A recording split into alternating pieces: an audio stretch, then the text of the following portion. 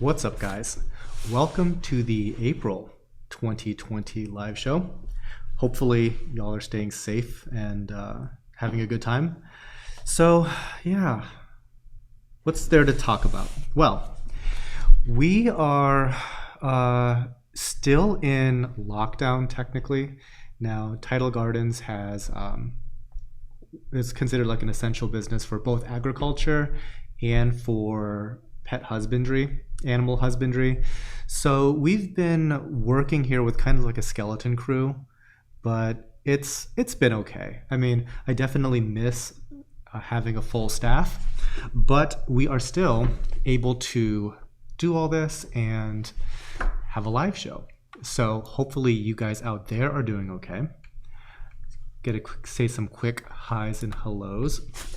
So I see that Miguel Maya, Mike Leonard, George Meldium is there, Bahama Llama Coral, Silent One, iReef, Enmar, Smoky Mountain Reefer, Felix NY, Daniel Lungenbaugh, Ronnie Hillbilly Reefer. What is up, everyone? All right.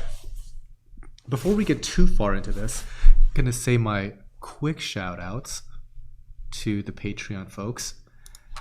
And again, hopefully like the audio is okay. Let me know if you guys can hear me okay, and if I need to turn up the volume or turn down the volume, whatever is necessary. So real quick to the Patreon crowd, thank you very much to John J. Jameson, Toby Robinson, Bill Russell, Jeremy Altman, Dave Davis, Scotty D, Rigoberto Rodriguez, Thomas Tarrant. And by the way, I apologize if I am not saying everybody's name right, because for some reason on my screen it like cuts off before the end of the name. So some of this I just know from memory. Thomas Tarrant, Keith Singer, Skylar Korn, Sana Nomine, Puddle Aquatics, Amy Bruner, Juanita Thralkeld, Tim Garner, Harkins Aquatics, Diane Rishworth, Zara McIntosh, Brandy Camp, Gwen Nicodemus, Lisa Clow, Christopher Frame, Ernest Wallace Jr., The Classroom Reef, Chuck and Meyer, Jean A. Van Voorst, Rico's Aquariums, Christopher H. Curry, Alan Jackson, Kevin Cortez, Trevor Joseph Overbeck, and Ryan Kern. So thank you guys so much for supporting the channel on Patreon. I was doing like a live video session with some friends the other day, and they were showing each other some of my past live streams, you know, ones for like Halloween where I had dressed up, or maybe one of them was like a guest on the live stream. Sometimes, you know, I just have my friends on, and I remember like the overlay coming up for the Patreon supporters. And at the time, I think there's only like 4 or something like that. It was like such humble beginnings. So thank you guys so much. All right. What's up, everybody? So we have a little bit of time left before the coral selling part of the show starts. Now, I have to remember that to actually hit the button to transition to the next thing. Now, what's really weird, and I had this same issue now for like a few shows in a row, and I've tried a couple of things to fix it, but when I transition from this slide to the next slide that actually has all the corals, there's almost always like a stream freak out where it's just gonna bug out for like 20 something seconds. So if that happens, just gonna throw that out there. Don't panic. Usually the stream comes back. Regardless, I will fix it. But I think it's like a memory issue or something like that. It just does not like it. Now, what I thought was, well, these are 2 separate clips. This countdown clip that you're seeing, and then the coral clips that show up, right? 2 separate clips. So I was thinking, well, if it's just having a stream freak out when it makes that transition, maybe what I'll do is I'll just make it 1 clip. I'll just have the countdown, and it'll seamlessly transition right into the coral stuff. And so I think this is maybe 2 live shows ago, I made like a single video file. And as soon as this countdown hit 0 and went to the first coral, the stream freaked out. So I don't know if it's just like going from like a low data black and white screen to like a very, very colorful one or something. It doesn't like it. So I'm just warning you guys in advance. In about 4 minutes, there might be like some stream panic. So, all right. Yeah, hopefully the corals are looking pretty good on this live show. It's kind of weird though, and you'll if you pay very close attention, maybe I'm just being overly sensitive about it, but we changed lighting pretty dramatically now because the aquariums that start the live show are all like Radeon Pro LEDs, and then at about the halfway point we transitioned to like T5s. And so making that switch over in lighting can kind of change the appearance of corals. So you might notice a little bit of something like that. Had I not mentioned it, you probably wouldn't have noticed. But there is a difference when you're shooting corals under LED versus shooting them under T5 fluorescent. So I guess that's something to look out for. Let's see. So I have some folks from Singapore. So what's up, everybody from Singapore? Real quick, we can't ship anything overseas. This is for the United States only as far as like the selling goes. But we have a big international crowd. So if you just want to stay and hang out, talk corals, that's great. Samuel Jackson from the Netherlands, for example. Mike Perez from Las Vegas. Not out of the country, but definitely different than Ohio. Oh, man. Oh, Mark C. Thank you very much for the 14. I don't know what is ZAR. What currency is that, Mark? But thank you very much for the super chat. So Miguel Perez, how do I do Patreon? So if you go to patreon.com/Tidal Gardens, you can become a donor. And I think like the lowest tier is like $1 or something like that. And if you're subscribed to that tier, you will get like a credit on like at least one video that month. I think at the $5 point, you, in addition to other things, but you'll get a shout out on this show like all those folks did. There's also some high-res photos and stuff like that you can use for personal use. So things like that. That's kind of like the different tiers of perks for being like a Patreon sponsor. And occasionally sometimes what we do is we give out like coupon codes for the website that are just basically like cash codes. So there's a couple little benefits here and there for being a sponsor.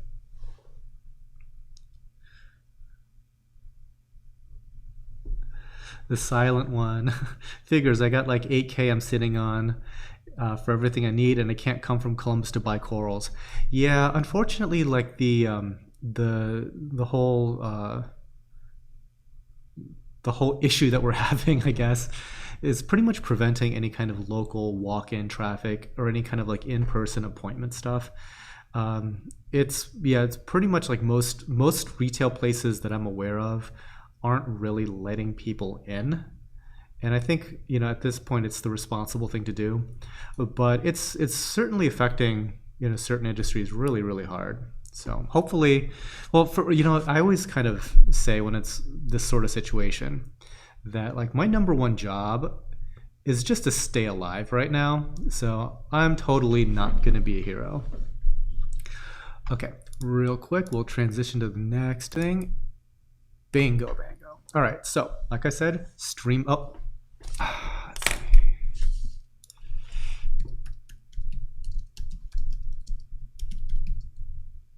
Dead but comes back. All right, there we go. So, yeah, like clockwork, the stream crashed. So I warned you guys that the stream would crash. So hopefully it is back now. Hope it is back now. So you might have to scrub back to see item number 1. Okay, so real quick on the questions on how some of this stuff works. Okay, ZAR stands for South African Rand. Oh, interesting. I did not know that. South Africa, okay. Okay, so somebody was asking if we can ship corals to Singapore. So Dixon Chu, we cannot ship corals to Singapore. It's US only. Let's see. Jessica J. Will there be a video and Ben's secret stash? I'm curious as to what corals he likes so much. I would say that both Ben and my mom kind of have some completely off limits corals, and they vary a little bit. Maybe I will do. I'll bury it into like a building update or something like that where we'll talk about it. There's nothing to really talk about. There's again, it's a handful of corals, and they are very middle of the road, super not special. You guys are going to be like, why even bother trying to... Exactly. Okay, so Zach Amberg is asking, how does this all work? So the corals that you're seeing here, like these zoas, if you want to make a purchase, assuming that you're living in the US, this is all the sales are for US only. You go to tidalgardens.com, and from there you can see a live sale link, and on that you'll see this video as well as all the items. Now I just said that, but let's see if that's actually true. I am going to check myself. It is true. So you can see a thumbnail of all of these corals that you're seeing, the video of, and yeah, you can see both like the still photo as well as watching this live show. If you wanted to make a purchase, it's just like any other item, just throw it into your shopping cart and check out. Now, in order to actually reserve the coral, so if you wanted, for example, these Bimini pink zoas, you are pretty much in competition with everybody else that's currently watching the live show. So if somebody else wants it, puts it into their shopping cart, the first person that finishes the checkout process will be getting this coral. So sometimes what people like to do is to place orders pretty much immediately, and as a shipping method is just to select adding to an existing order. So that way you're not charged the $39.99 flat rate shipping every single time. And last point about shipping is after $250, shipping is free. So if you accumulate that much in corals in your shopping cart and checkout, you don't have to worry about shipping, which is kind of a big deal these days. So somebody before was asking about shipping and if we had experienced delays or not. Now, we really haven't had any issues from like UPS's shipping structurally. It's always just been kind of like negligence. So we had like one specific day, I think 4 of our boxes got kind of messed up, and they didn't get delivered the very next day because they were simply missorted. So yeah, I don't know what the heck is up with that. But generally speaking, yeah, the stuff just goes out on time and it's like no big deal at all. Now, I know that like some of my friends in different countries were having issues with shipping where like their overnight shipping services were simply like taking 3-4 days, and we haven't run into that issue.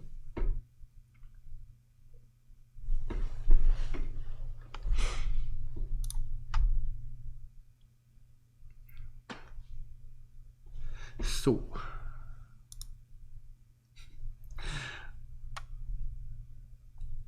okay, so Johnny Martinez, how do you buy? This is your first time. So I just talked about this, but go ahead and go to tidalgardens.com/live, or just find the live sale link. And there's like an entire Q&A section there. You'll see all of these items, like little thumbnails, and they're just like regular items. Just put them into your shopping cart and check out. Now, you do have to like create an account and everything like that, but you can just go through that whole process. Becky Nealis, any word on a barbecue this year? I'm thinking no. So first of all, It was kind of an outside chance for us to do a barbecue this year just because of our scheduling. But then on top of that, this whole health lockdown stuff. We're not even having people coming over for like in-person shopping. Like we don't even allow any of that currently. So like the idea of having like a couple hundred people or more for like an in-person barbecue this year, it's probably not happening. I mean, you know what was crazy? I was planning on doing all kinds of travel like this month and next month. And I had like bought like a travel, video rig and everything like that, kind of in anticipation to go and see all these people's aquariums, go to see all these trade shows. And I had to scrap all of those plans for obvious reasons. So yeah, like all of those big trade shows and stuff like that, they all either just canceled or they got rescheduled to like way later in the year, like in September, October, November, like right around there.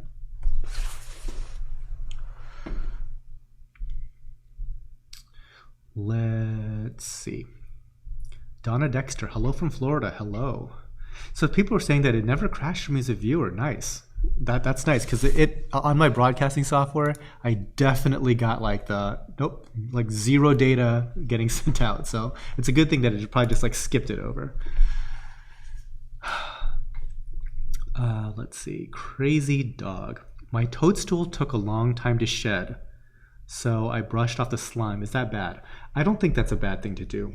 Occasionally, especially in the springtime, there's so much advanced algae growth. Like it grows faster in the spring, at least for us. That sometimes a coral that naturally will make a waxy coat to kind of shed off algae could use a little bit of help. So both upping the flow and also just kind of like giving it a light brushing can help. But don't go crazy like scour it with like a toothbrush or anything like that. I'm talking like makeup brush.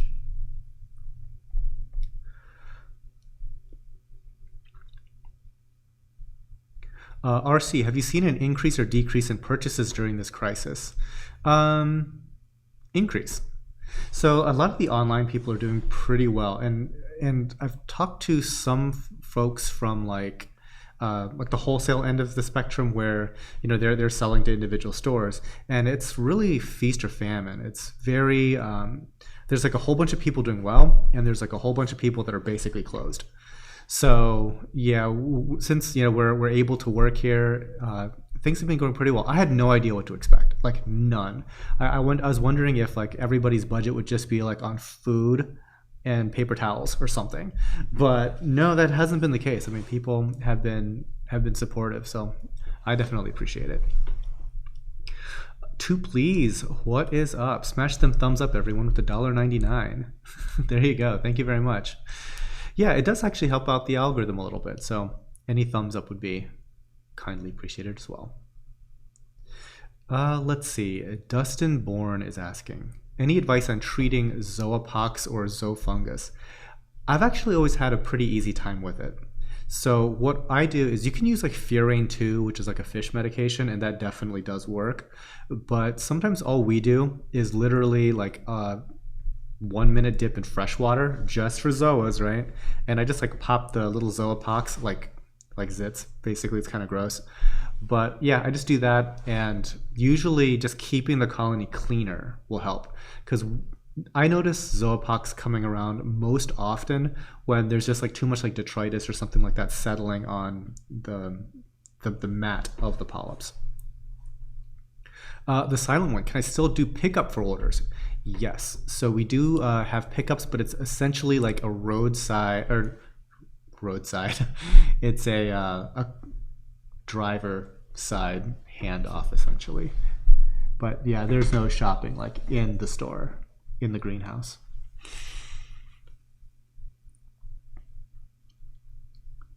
Dustin Bourne started with 1 frag, treated Furane 2 for 3 days, now to spread to 20 zoa. See, that's very strange, Dustin. Like, that's very, very, very weird. Yeah, I would keep going on that, and like I said, you can do like a short freshwater dip. Rico's Aquariums, hello everyone. What's up, Rico? Yeah, I was talking to Jamie, and she said that you're like rebuilding your whole house or something. So I figured you're busy. Halloween party. Yeah. So Aquascaping Dallas, that was supposed to be in early May, had relocated their event to essentially like Halloween. So if I don't do a Halloween thing, I might be going over there. Like, so the whole travel thing has been kind of skeeved out a little bit because it's like, I don't know. I don't know what to think about travel. Like, getting on a plane. I was just thinking about like all the ways that like all the recent events had like changed like just like social decorum. For example, I don't plan to ever shake anybody's hand ever again. Like that sort of thing, like giving like friendly hugs and stuff like no, I don't think that. I think all that's just pretty much canceled. So yeah, so like the idea of like traveling and going to shows, things like that, I don't have a huge appetite for it. Having said that, I am booked to be a speaker at an event in Texas. And I'm like, should I just give these people their money back? Because like, I don't mind giving a talk. I can give a 30-minute talk, no problem, about any number of topics. It's just like the actual travel and then going to a public event with a lot of people there. I'm like, man, do I really want to do this? So anyway, I literally haven't figured any of that stuff out yet, what I want to be doing. Ian Moss, hi there from South Africa. Love the new aquaculture building and layout of the tanks. Thank you. We are making some progress. It's very, very slow progress because, as you can imagine, if the projects weren't already delayed, they're hella delayed now, right? But this past week, there has been a lot of development here. We have started the cooling system because we're into spring and we're alternating between snow and hot weather. So I'm like, hey, we need to have this cooling system up and running before it hits 90 something degrees outside. So let's pick up the pace, right? So yeah, it's been going really well, and I can't wait to do the building update just to talk about the cooling system because it is beautiful looking right now. Let's see. Elias Modin, what type of camera setup are you using for filming corals? So you can search my channel for the camera and equipment video. It's a Canon C200. It's a cinema camera. And in that video, I pretty much go over like most of my gear that I use for this type of production. Reef and Chill, what's up, Dan? Currently saving my money with everything going on, so I can't support you today. Totally understand, my man. Totally understand. But I plan to in the future. I enjoy the stream. Awesome. Thank you very much. Thanks again, $4.99 too. Please hope everything is doing okay throughout this stuff.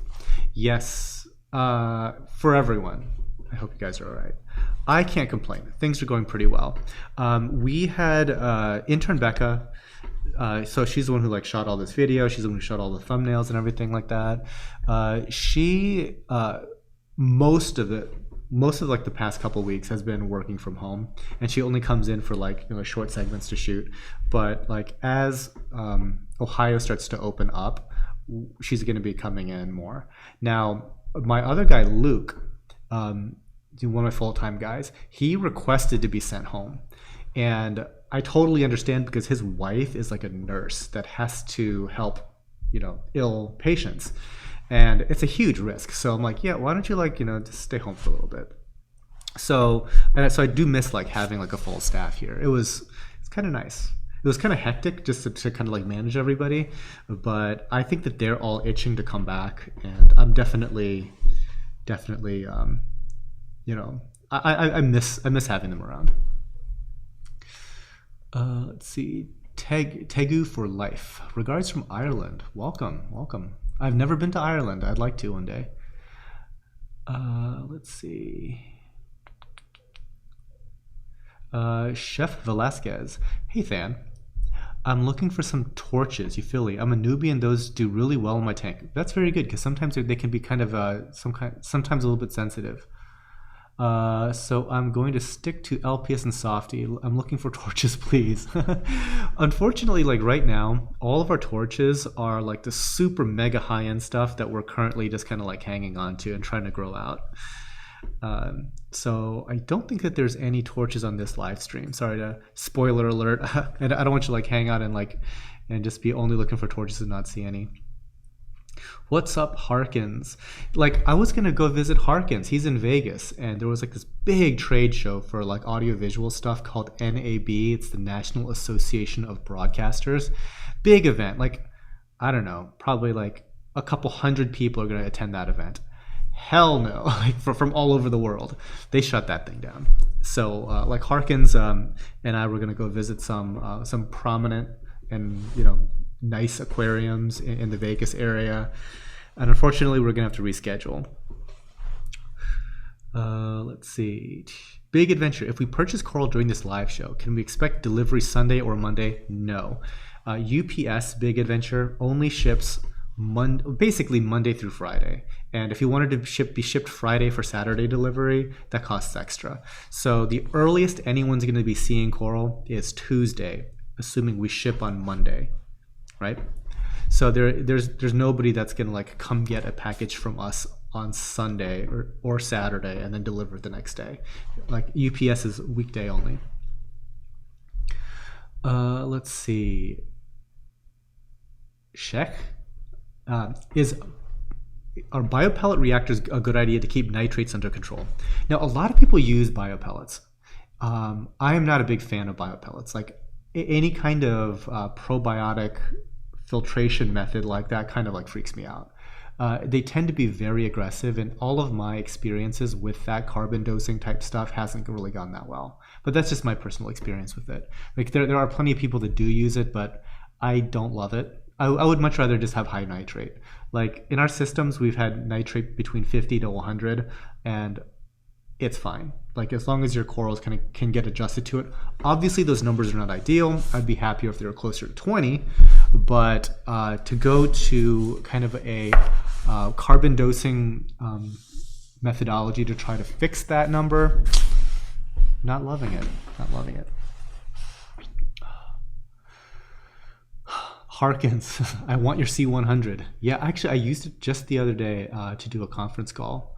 I was on the Reef Dudes channel for one of his little like 1 hour talk sessions, and so that was like the first time in a really long time that I turned on my C100 and pointed it at myself, because it was at my house. Like I was talking from my dining room, because he's in like the western coast of Canada, so it tends to be like in the evening around here, and I don't want to be in my studio in the new building in the evening. So just set up a little mobile thing in my house. So I don't know if any of you guys caught that conversation. I was supposed to talk about like frag setups and stuff like that. We ended up just going on a million tangents. Okay, Crinkle. Hey Than, question about zoas that seems extra sensitive to touch. I have some Nirvana zoas that the clowns swim in, and touch causing them to be semi-closed a lot of the time. Any tips? Zoas are just going to be kind of like that. They're gonna shy away from contact, especially with clownfish. Yet another reason why I'm not a huge fan of clownfish. They bother corals when they start to host and stuff like that. Harkins is like the first time watching from a PC. It probably looks pretty good. I think that we're only broadcasting at 1080, which is not the best, but for my weak internet, that's all I can handle. One day, if I get the bandwidth, we'll do the whole 4K thing. You can sit back and pick out all the pores on my face. Let's see. I gotta skip ahead because I'm like way behind in chat. I apologize. I'm probably like 3 minutes behind on chat. Let's see. B-Bog. Hello, love the channel. Currently have some GSP zinnia, some zoas. They're growing well. I want to know what you would recommend I try to step up to. You know what? I tend to like leathers and things like that. I like big toadstool leathers. You can get some pretty cool fancy ones, like the Japanese green ones, things like that. That'd probably be me.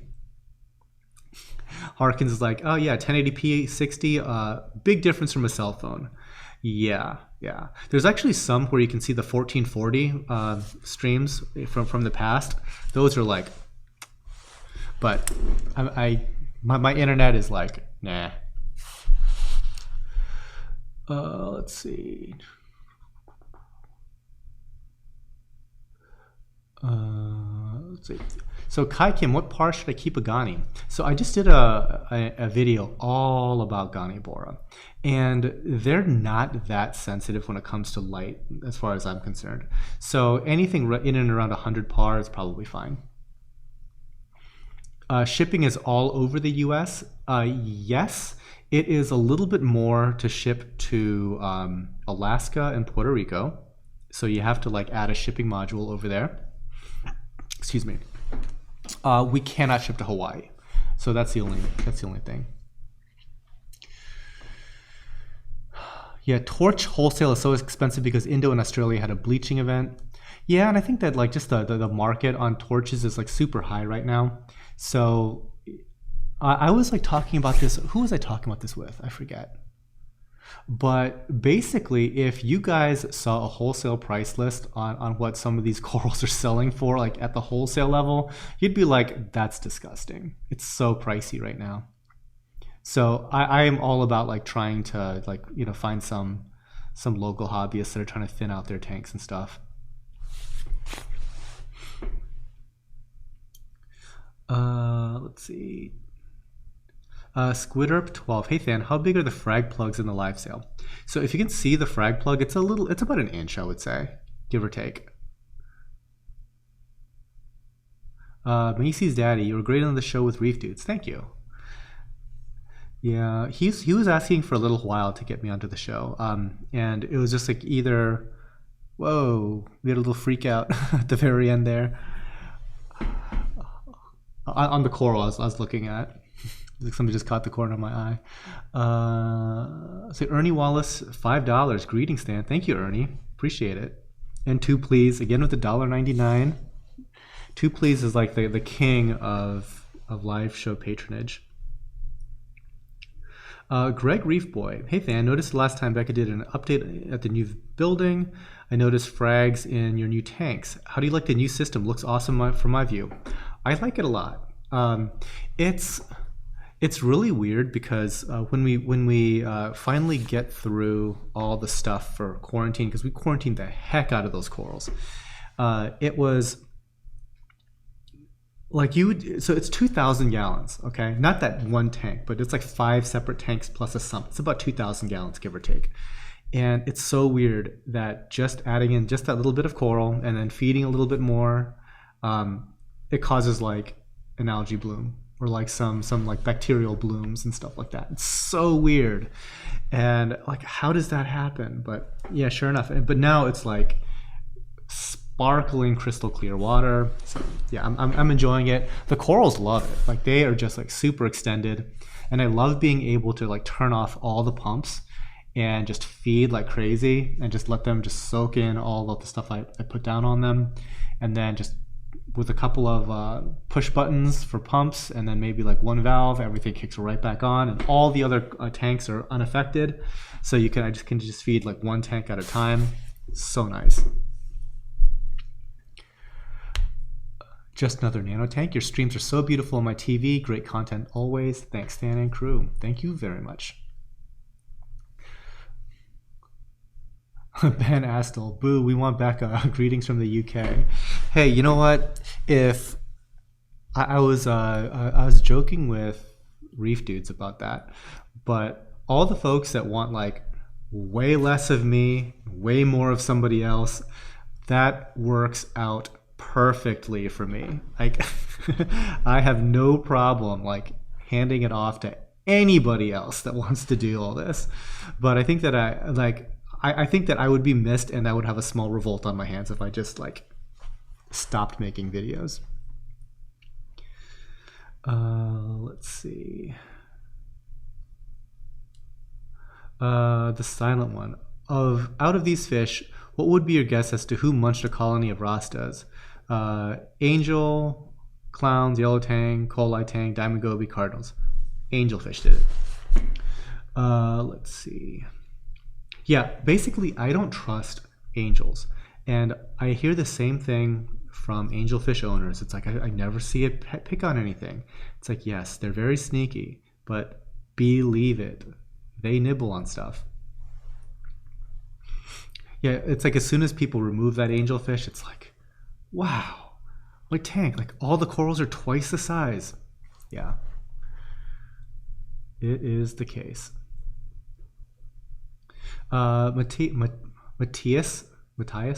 Matthias Wagner from Columbus. Any tips to make blastomussa grow faster? Mine always look fat and happy, but have only gone from 1 to 4 polyps in 3 years. Wow. That's weird. Usually they're very, very fast growing, especially if they survive for 3 years.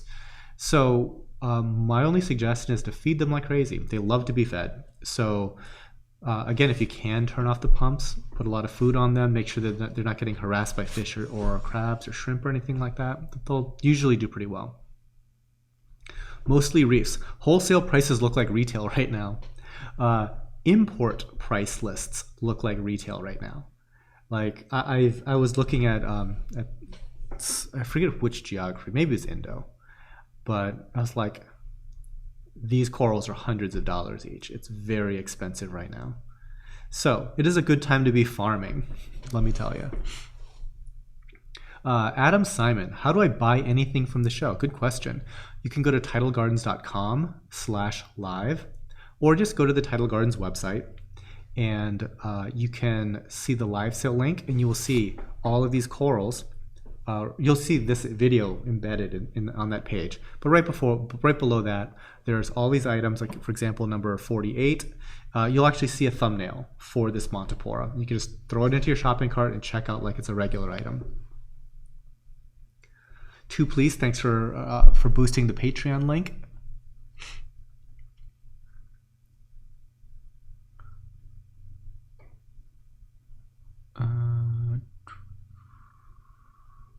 David Carrera, man, I remember getting torches for like 25 or 30 for 2 heads, and some green torches. I like some green torches. Sad because it's like my top 3 favorite corals personally. But so here's the thing, David. The whole hobby goes into cycles as to what's popular or expensive at any given time. Right now, Euphyllia is high. So unfortunately, if you're like a Euphyllia collector and want to be all about Euphyllia, it's trading at a very, very, very high price point. Acros, for years lately, had been very, very depressed in price. And then now there's like some crazy rainbowy looking like Teniuses and stuff like that are fetching big dollars. It's always going to be something. Bounce mushrooms, probably the cheapest they've ever been lately. So don't worry about it. It's a cyclical thing. People will be bored of torches one day. They will come back down in price, especially if there's more aggressive farming that goes on with them. But yeah, they used to be. I used to like look at a $25 per head torch and think it was like stupidly expensive, and then now they're like hundreds and hundreds of dollars. Angry Mongol, my acros have no polyp extension. How do you get yours to look so good? There's a bunch of reasons for why that might be. I mean, they might just be stressed. They might be getting picked on. So one thing that always helps me is obviously if you remove whatever is stressing the coral, is to try to feed the heck out of them with amino acids. I was, like I grew up in the hobby at a time when there was a lot of snake oil and it was all junk. But these days, there's a ton of snake oil type products, but most of them actually work. And amino acids have been a real, like a positive experience for me. And I've tried several brands. I'm not going to make any recommendations because we kind of like jump from brand to brand kind of randomly. As long as you're feeding some aminos, it tends to help acros quite a lot. Let's see. Please, Stan, I'm buying a new house. Would you recommend moving tanks first or last? I don't know about like first or last so much as like, so this is like a general recommendation I have when it comes to moving a tank. I would be inclined to set up a tank at the new location. get it fully running, and then move over all the livestock from point A to point B. Like the idea of removing all the livestock into like temporary containers, breaking an entire tank down, moving everything to a new location, building that tank all the way back up, and then reintroducing livestock. I've done that exactly one time. I almost had a nervous breakdown. And I had a friend come over to help me, like probably like halfway, 3/4 of the way through. And it's been over 25 years ago, and he still to this day thinks I owe him because it was such a stressful process. Yeah, it's very, very, very difficult to move a tank. So I mean, it's an expensive way to do it, but it is doing the full breakdown and reconstruction thing that will shave a year off of your life. So just buy another tank. Michael Perez, $1.99 super chat. Thank you. Love your channel. Currently streaming on a 60-inch TV. Nice. Nice. Get to enjoy all of this HD, right? Liam94, evening from the UK. Good evening. Your coral care vids have helped me so much. Thank you. Keep up the great work and keep safe. Thank you very much. Glad it was helpful. Reef and Chill, would you consider doing a video on photography, coral? So, dude, there is an entire playlist about photography and videography. So do a quick search on this channel and you will find it. You will find like probably like 5 or 6 videos all on that topic for you. Digger Dude, hi fan, love your channel. You're really an inspiration. Oh, thank you. What I need right now is I've had my tank for around 10 weeks and I've had to strip down my tank to try to control dinoflagellates. Yeah, you know, dinoflagellates are kind of weird. Before, I never even really considered them at all. Like, I just didn't. So I'm probably not the best person to talk about that with, but long story short, I would probably just try to like ramp up water changes, do more aggressive protein skimming, and maybe run a UV sterilizer. And then like over time, that should help a little bit.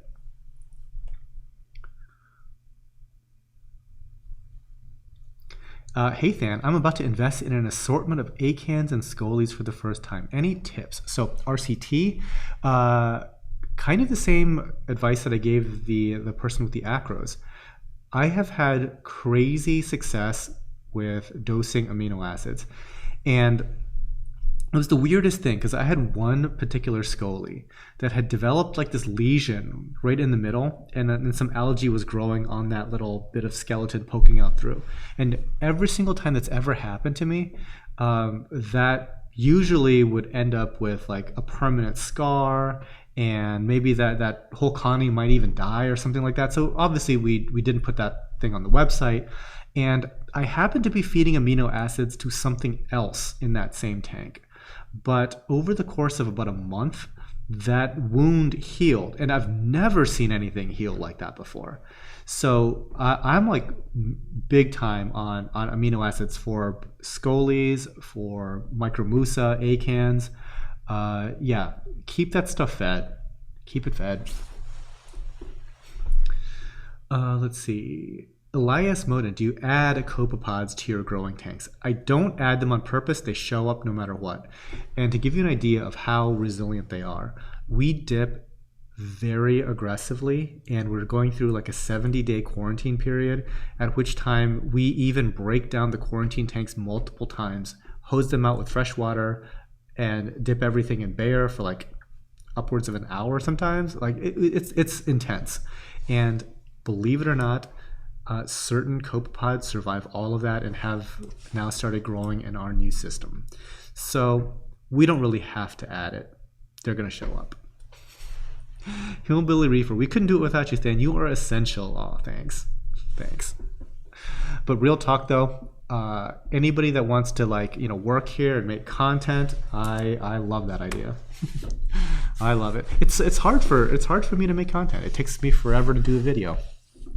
Live shows, easier, but for me to like do the scripting and do all the research and everything like that, it's a lot. Like I'm doing a video all about like bacteria as it relates to coral nutrition, and it's a lot of research. I think you guys will like that, especially for people that like the deep dives into some really like archaic topics like that.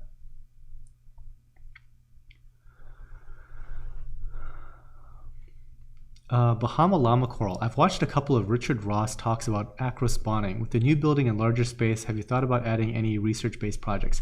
So I have thought about it.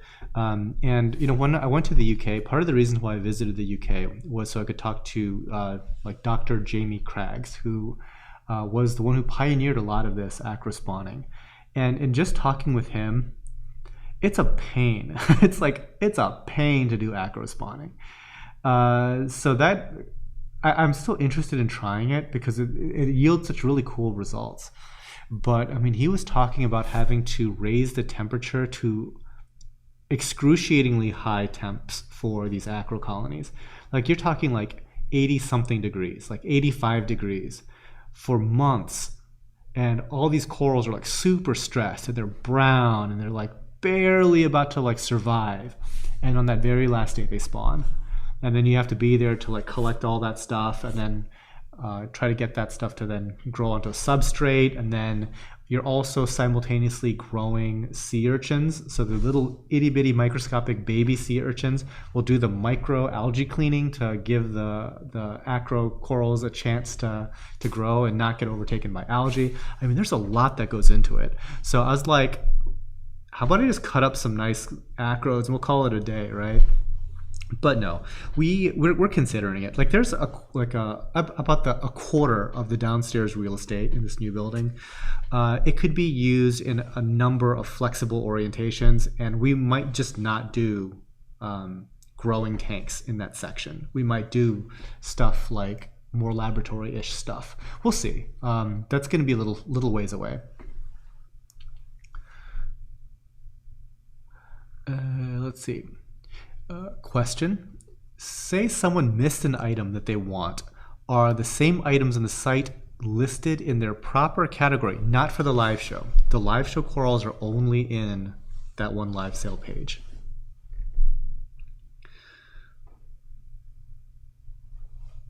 Tim Law, love your coral. Thank you. Thanks. Better to get your surprise coral 10-pack or pick a few from the sale today. I'm ordering one way or another along with some clothes. Okay, this is actually a good time to be buying because you'll have some significant savings and you can see what the items are here.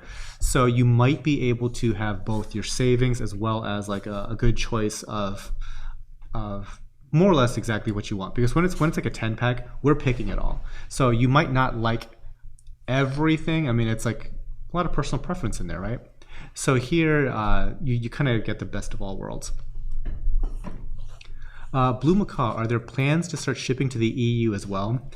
Right now, no, but it's always something that's in the back of my head. Like import export it's really its own business. I mean, it's not like there's a lot that goes into it, and it's something that we just haven't been that well geared towards. But it's not impossible, just unlikely right now.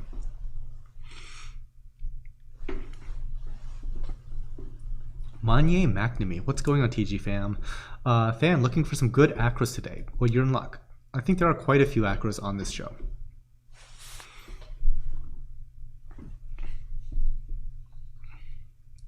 Yeah, so when it comes to international shipping, there's a lot of paperwork involved. There is a lot of fees involved. The fees don't bother me so much as I would have to drive my corals 6 hours away to the Fish and Wildlife Office. So I'm either driving to New York or I'm driving to Chicago. Most people drive to Chicago. That's a 12-hour round trip on its own. So we're talking about orders that have to be extremely large. So I would only be really working with distributors to get it into the country, and then from that point they would be selling to retailers. So yeah, there's a lot that's going on. Like an individual hobbyist, unless they were filling up a public aquarium, probably will not be doing the volume necessary for me to get into a car and drive 6 hours with like a trailer full of corals. Oh no, by the way, every box shipping wise is probably going to be like hundreds of dollars. Well, and especially now. I mean, it could be like $500 per box or something crazy. It's so expensive.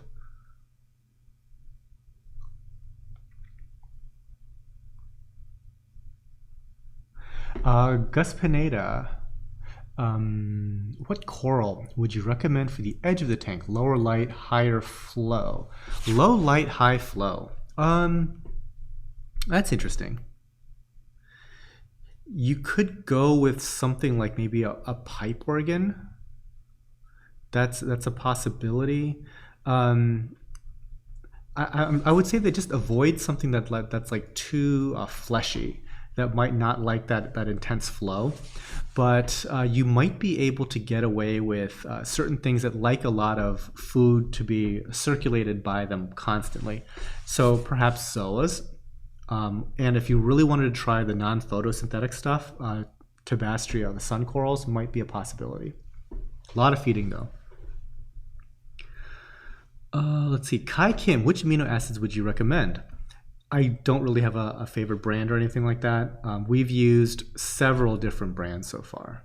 We've used the Kent one, Brightwell one. We've used the Two Little Fishies stuff. We use Aquavitro Fuel.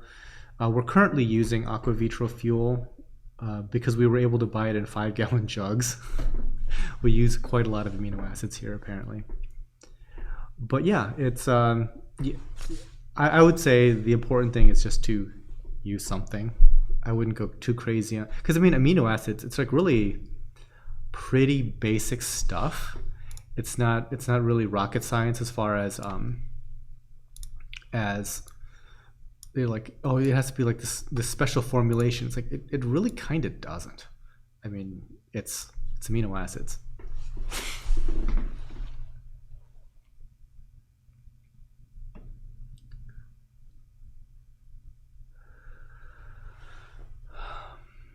Catching up on chat here, guys. Greg Reefboy. Fan, have you had any new ideas on how you're going to scape your new show tank? Is it going to be bare bottom? Yes. What kind of rock do you plan on using? So, I did have this in my little note sheet here. I made an order with Marco Rocks to get like $1,000 or £1,000 of rock shipped to my house. So a lot of my reasons for like buying stuff from vendors, like for example, so I'm sorry, it's such a roundabout story, but I use a certain kind of salt called omega C, and the only real big selling point for me to use this salt is that it's in Ohio and they're able to ship it on a short truck with a lift gate, and they're very good about that. And for some reason, certain companies have a really hard time getting a truck that's small enough to get up my driveway with a lift gate and all that. And so I'm trying to work it out with Marco Rocks, and they even like charged him extra for like restricted delivery access and all this stuff. And then when we get a call from the freight company, it's like, oh yeah, it's going to be on a 53-foot semi, and then they're going to like drop off 1,000 pounds of rock at the street, and then I have to march that somehow back 500 and something feet uphill to my building. So I'm like not looking forward to that. That's coming up on Tuesday. Now, I've had Marco Rock before. I saw some interesting videos. Like there's one of his suppliers, I think in Korea, has this video, and it's all in Korean. So I didn't know the details. So I had to kind of like fish through a little bit of background. But he was doing some pretty cool construction stuff. So he like finely powdered the rock, and it's almost like he had like this big baking station essentially. And he would like just use like the liquid super glue and just throw the dust into the cracks of like 2 rocks that he's trying to put together, and just like hose it down with super glue, throw on more sand. And he just kept on doing that, and he just made these like really cool Aquascapes. Now, I'm not going to try that just yet. So I got the putty, not putty, it's more like the mortar. So I'm going to give that a try. As far as like the shapes and everything that I'm going for, I've kind of abandoned the entire floating look. I think that works really well for much smaller aquariums, but in a 600-gallon tank, there's just no way that I'm going to cantilever out something 3 feet into the tank. It's just, that ain't happening. So I'm just going to have to get real creative, and I'll do a video of me struggling through making my own structures. But that is going to be like a fun little project. And so I got a question for you guys though, for the folks out there that have Marco Rock. Did you go through the process of soaking it in like RO water for any length of time? That's something that I'm considering doing. I don't know if it's good practice or not, but it's something that I figured, you know, this might just be an opportunity to let stuff leach out before introducing it into my tank.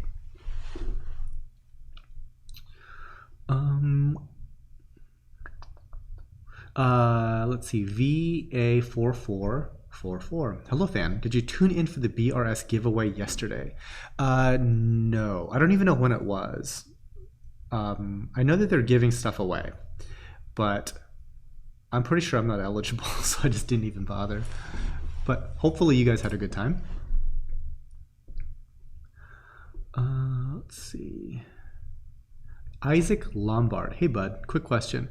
Why did you not go with T5 on your new system? I love my Radiant G4s, but I get so much lip from people that say T5 should have been the way to go. The reason is purely this. The T5 system is very hot. And for me to light my new system with T5, it would be a scorching inferno in this building, at which point I would have to then install and pay to have running a lot of air conditioning just to keep the tanks from overheating. So it is purely energy and heat related. Now, as far as the performance of Gen 4 Pro Radions, I've seen a lot of different places use them successfully. And we're still using T5 in the greenhouse in certain locations. More than anything, like the stuff that like, the reason why I like T5s is for like photography, but as far as like coral growth and coloration, Gen 4 Radion Pros, Gen 5 Radion Pros probably are fine. If you could do like a combination of a whole bunch, that's even possibly better. But yeah, but that's my reasoning entirely. It's just energy usage and heat management. MC Hammer Torch, hey from Germany, welcome, hello.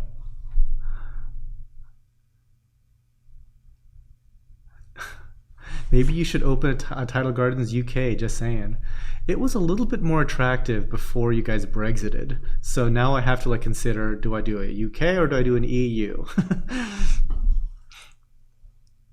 Let's see, Will Nelson, would you recommend a 70-gallon long or a 56 cube for a beginner? I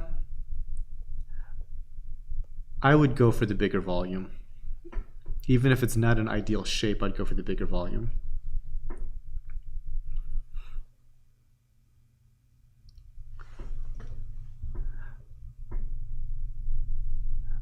Reef and Chill. I have about 10 different Montes. The Montes grow fast with vibrant colors, but my bird's nest doesn't have polyp extension, doesn't grow.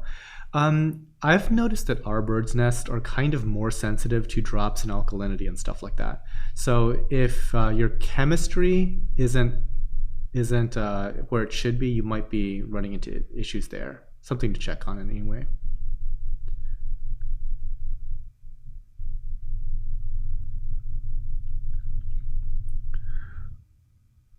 Okay, so Adam Moore says no, but I do soak in full salt water for 3 or 4 months prior to use.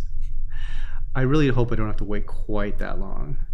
Nix, okay, so Marcus Aurelius 187 says I pressure washed it before I scaped it, then cured it in a 55-gallon drum. Nix Extreme Aquarium says nope, I rinsed, but that's it. I've never had an issue with Marco Rock doing that. Okay. The Silent One, Marco, yes, wash it, soak it, or have a white film on the glass and water surface. Interesting. Hillbilly Reefer, have you thought about live webcams pointed at your aquarium so we can watch them live, kind of like nature cams on YouTube? We've done that before, and then they were like it was like a small camera that had been web enabled, and one of my staff knocked it into the tank, so we stopped after that. But I guess it could be possible to do like just something. It's possible. Yeah, it's pretty dusty going and talk about the rock. That's why I bothered. Yeah, I could see that. Isaac Lombard, shipping to South Africa? Unfortunately, no. We only can ship to the US. Paolo Varea, Sweden is watching you. Creepy. No, I'm kidding. Thank you.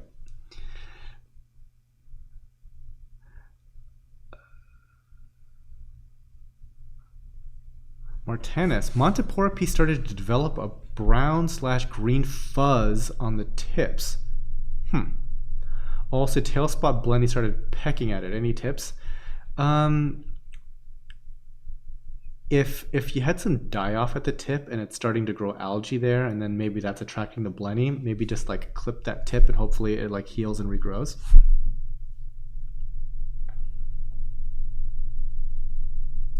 Luis, Coraline grows everywhere except my rocks. Tank is 8 to 10 months old. Any ideas? There could be a couple of different reasons why Coraline doesn't grow. So the biggest reason is probably something that most people don't realize about Coraline is that they don't like light. Like the purple stuff that everybody seems to love. You can kill it really, really, really fast by giving it too much light. Excuse me. For a while, the only place that we could grow Coraline was under rocks on the underside. That was it. Anything on the top side was getting too much light. So that might entirely be your issue, because usually like people's rock structures tend to get more light. You kind of situate your light over that. So that is my guess, especially if it's growing on other places. The other thing is it depends on what that rock is. I can imagine certain types of rock inhibiting algae growth. Like I know that, for example, lava rock doesn't grow Coraline algae very nicely.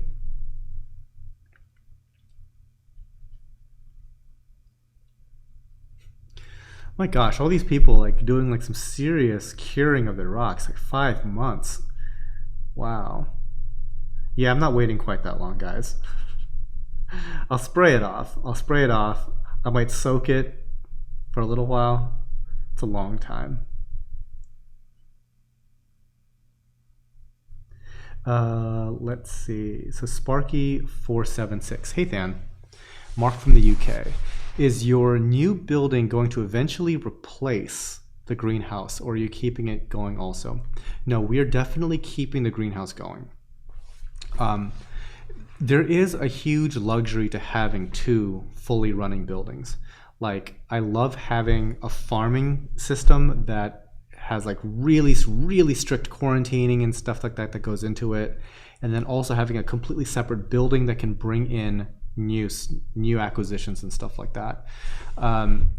Also, because of this new building, we've been able to really beef up the infrastructure over there at the greenhouse. So the greenhouse, I mean, it's an older structure, it's smaller. There's still a lot of little quirks about it. It's not exactly optimized, but having said that, it is absolutely 100% state of the art. Don't even get that twisted. It is crazy, the technology that's in there, and a lot of it was facilitated by this new building. So it's those systems out in the greenhouse have improved by leaps and bounds over the past 12 months. So definitely going to keep that running, and this year could be like the best like greenhouse year ever, because we're installing currently this cooling system, and it might be like we'll see exactly how it performs, But I have a feeling that even if we got like consecutive 95-degree days, that the cooling system for the greenhouse could bring all those tank temperatures down to 70 degrees, getting full-on sun in a greenhouse from like 95 degrees outside to bring it down to 78 and hold it there. So that's kind of like our goal with that. We're doing like a geothermally cooled system thing, and all of the technology kind of lives in the new building, and it delivers cold water to the tanks in the greenhouse. It's pretty slick. So that's going to be a part of the next building update whenever the plumbers, finalize that system and we can actually get it fired up and running.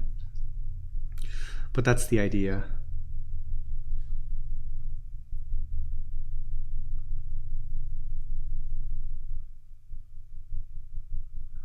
Let's see. As Raphael. Fan. Question about my 90-gallon cube is I have a lot of LPS in the bottom half, but the par at the top is too high. What would you recommend for a high par direct light situation? Thanks for your expertise. The obvious thing would be stuff like Acropora and Montipora. They seem to love a lot of light.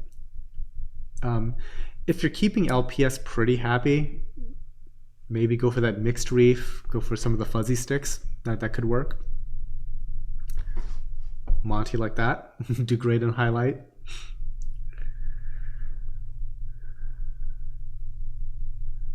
Brock Collins, I just wanted to say that your display and how you carry it the live stream are one of the best. Thank you. Yeah, it's kind of a big production.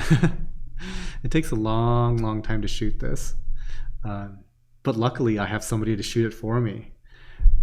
By the way, I shot this show for years, and so I deserve a break now. I need to retire from shooting my own live show. Actually, I'm in the process of upgrading my live show slider rig to make it easier for Becca to shoot, because so here's the thing about and this is just like our business philosophy here, I guess. We will take the steps and make the investments necessary to reduce the friction of doing work here when possible. So if I see like some stuff that is just clearly like a struggle, and the way I know it's a struggle is because I've been doing it for like a while and I've been struggling with it. So when I hand it off to somebody else, I just don't think, oh, they get to just struggle with it forever. So no, I intentionally try to like upgrade everything that we do here. So like next week is going to be a huge week. We're getting our rock. There's going to be like electrical projects going on here. There's going to be that plumbing stuff with the cooling system going on. I'm going to be doing like rebuilding this live show motorized slider thing. Yeah, tons of activity. And oh, by the way, we're finally going to be able to get started back again on doing our break room kitchen. So we had to put that on hold, obviously, because of like the work stoppages and stuff like that, and supply chain stoppages. But we're hopefully going to be getting that moving along again. So big things. So hold on, I might have missed a few comments. Mostly because I cured rock for a year. If I was curing rock for a year, nobody would be watching my channel. It would take me so much longer to actually do my tanks. If you wanted to skip the cure, you could acid wash the rock, but I mean only like 1 minute a rock. Interesting. So I thought the acid washing part was to kill like biological stuff on the rocks, whereas I thought that most people are curing rocks to try to like suck out the phosphate issues and stuff like that. But I'm just going by what people are saying.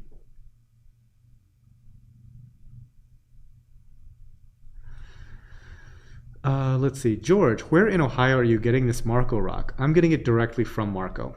So he is personally boxing that up and shipping it to me. Let's see, Providence Tidal Reef. Copyright infringement. I'm kidding. Hello from Providence, Rhode Island. Welcome. Let's see. Jesse Hernandez. Hello, Than. Setting up a 36-24-20 macro algae tank. What lights would you recommend? Do you want it to look like a regular show tank, or do you want it to look like something that's going to grow the heck out of algae? Because I've seen like those people that just use like those red horticultural lights really effectively. So if you're looking for just like production, there's like some really cheap ones that work, and I'm talking like $15 cheap on eBay. Pick your Chinese company of choice, or you could do the expensive route and get like a Kessel. I know that Kessel makes like a really cool like red horticultural light. A couple different ways you can go with that. We bought the cheap clip-on ones, and sure enough, they work. If I was to do like a serious tank, kind of like what you're talking about, I would probably spring for the Kessel. Spend the monies.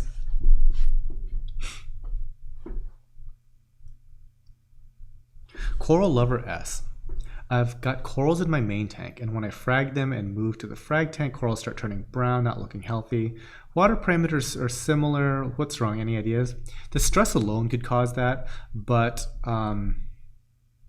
you might want to check the other parameters in the frag tank. For example, nitrite, NO2, and ammonia. Because when we started to do our quarantine systems, we thought that we had preceded all the stuff that we needed for bacterial biological filtration and all that stuff. No, we had a full-on cycle happen, and all the corals turned brown. Yeah, I know, rookie mistake. So yeah, sometimes like your nitrate and phosphate are going to be 0. And by the way, nitrate and phosphate at 0 is not good either. So you might want to like increase the nutrient level slightly, but again, check those other 2 parameters, nitrite and ammonia. Danny Quee. Hi, Than. I have an Indo-New York Knicks torch next to an Aussie torch. They sometimes irritate each other, but not very badly. Is that something to worry about in the long run? I would worry about that. Like, I don't really like the idea of different euphyllias touching each other. Plenty of people do it. I'm not a huge fan of it. Alexis A, do you hire writers for your blog? Currently, no. I mean, a long time ago, like many years ago, we had some content creator collaborators, but this was like over 10 years ago, probably. Something to consider. Yeah. Shoot me an email or something. Let's see. Upside DIY. Do you have a calcium reactor for your corals? Yes. Big calcium reactor fan. We've got some 8-inch diameter units in the greenhouse, like 5 of them. And we just got a custom 12-inch reactor from Geo for the new building. They're pretty neat. I haven't plugged in the 12-inch one just yet because there's simply not that many corals, and I was about to say I've been lazy. I don't know if that's exactly true.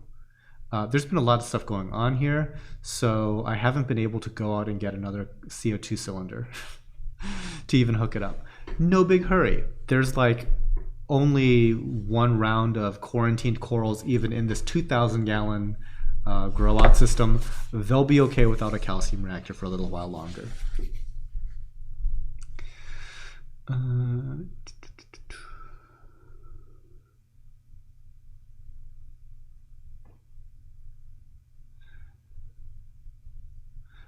So Harkins says, as far as acid washing the rocks, it kills the stuff in the rocks, but opens up pores, makes the rock even more porous. Okay, I could see that. Half the weight sometimes. Wow, that's quite a lot.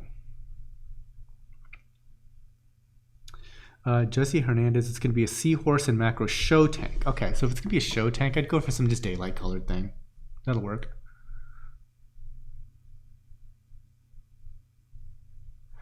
Jared, hey Than, great show. Thank you. Thumbs up. What do you do to handle humidity in the greenhouse in the new building? Greenhouse is a lost cause. So that is essentially an outdoor building. Strangely, in the greenhouse during the summertime, there isn't much of a humidity issue because there is a 48-inch exhaust fan plus rooftop vents that flushes the entire air column out multiple times an hour, probably multiple times a minute. Who am I even kidding? So yeah, it's just a big wind tunnel. So whatever the humidity outside is going to be pretty much the humidity inside, because there really is no outside or inside. It is an open building. In the new building, it is much more of a concern. So in the wintertime, it was great. We have these air exchangers, and they are basically 80% efficient. So we're not just like taking all of our warm air inside the building and pumping it outside into the cold. So it retains a lot of the heat, but it exchanges the air so that we're getting the cold, dry air, not so much cold, but dry air from outside, and just swapping it all with like the humid air inside the building. So we've been kind of monitoring the humidity in this building, and it's about like 40 to like 55 on average, I would say, as far as humidity level. Now, the problem is if the temperatures warm up and it's like 3 days of rain, it's going to be swampy in here. It's going to be like 70% humidity. Now, and again, it's because we're in like a weird period where it's just warm, but not warm enough to kick on our air conditioning just yet. So stuff like that. So maybe it's like a day or two of like 70% humidity inside the building. But as soon as it dries out, it's like we're back down into like 40, 45% humidity. Now, in the dead of summer, I fully expect to be running our air conditioner, and that should both cool the place down a bit and also take care of a lot of humidity issues.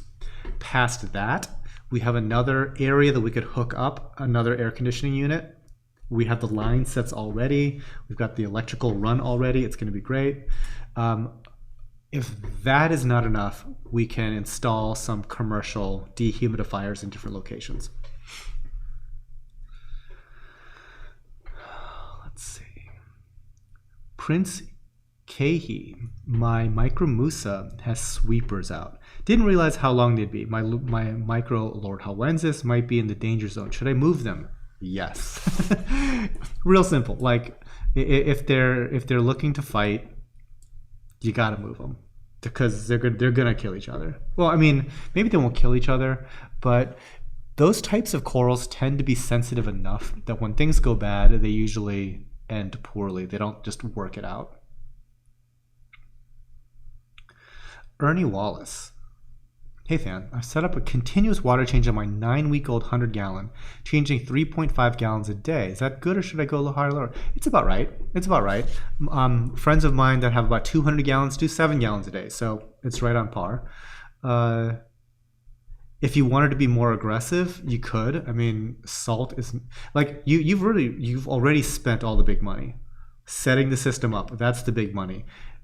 Making salt, not the biggest deal in the world after that. If you wanted to bump it up to 5 gallons a day, it should be okay.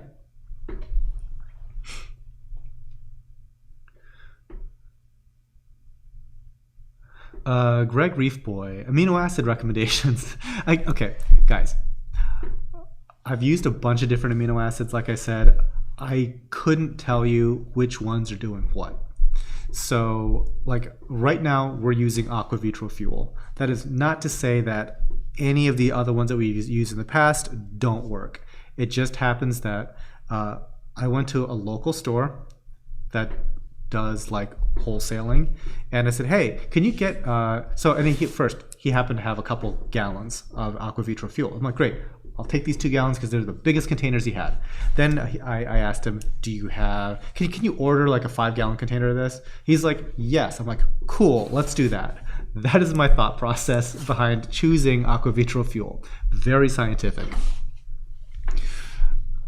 It's like, guys, I just want some aminos. That's all. I'm still thinking about trying to make my own, but I suck at chemistry. That's why I'm not a doctor. I guess technically I am a doctor, but it's not like the same thing. But I would like to play with the idea of making my own, because like amino acids are real cheap, guys, and a 5-gallon thing of aquavitra fuel, not that cheap. Turns out, not that cheap at all. Chad McKean, hey Than, a few months ago I asked you about the benefits of UV spectrum. Any new thoughts on its effect for Acropora? Tough for me to say. It's not something that I've really experimented with. So there is a near UV peak for zooxanthellae, the chlorophyll in zooxanthellae, which is at about the 430 nanometer peak. If you're in and around there, you might see some benefits, but it also just depends on the different acros themselves. And there's like a million other things that could be affecting acro health and coloration. So it's very hard to pin down. And we don't have like scientific setups with controls and everything to really, come to any kind of conclusive thing that you could replicate, I guess. Tom Sears, hey Than, what would you recommend for low, medium flow, and high light? Montes are a good choice. You could do well with those. Actually, a lot of different SPS could work pretty nicely with that arrangement, I would say. You could probably even do some acros if you're into that sort of thing. DIY Upside, are you going to I'm gonna guess have some fish in stock? No. So fish, believe it or not, like fish are a very different product than corals. Very, very different. We don't have fish systems. I think shipping fish is like extremely rough on the poor animals. We don't know what we're doing for something like that. Let's see. Providence Tidal Reef, setting up a 75-gallon. What skimmer would you suggest for a fully stocked SPS? For a 75-gallon, so it's been a long time since I had a tank that small. Like right now, our quarantine systems have Rossmonts, which are like really good performing, but their build quality is very slight. So at a higher price point, I like Vertex. And I haven't personally used like the Nios line of skimmers, but I know a lot of people like them as well. So I think you'd be pretty much happy with any of those three. They'll all perform, I know that. It's just kind of like you kind of have to pick and choose your price point and what kind of features you're looking for. Brock Collins, have you ever tried Zeovit or Triton? No and no. I would probably not be that interested in trying Zeovit for the simple fact that every like ultra low nutrient method that we've ever tried has gone so poorly that we're not exactly in a huge hurry to revisit it. Having said that, friend Will, he loves that stuff. And so I've chronicled his tank over the years. He's done Red Sea, the ultra low nutrient stuff. He's done Zeovit. He's now doing Aquaforest. So clearly you can have some success with it, but I have not, so I will not be trying it.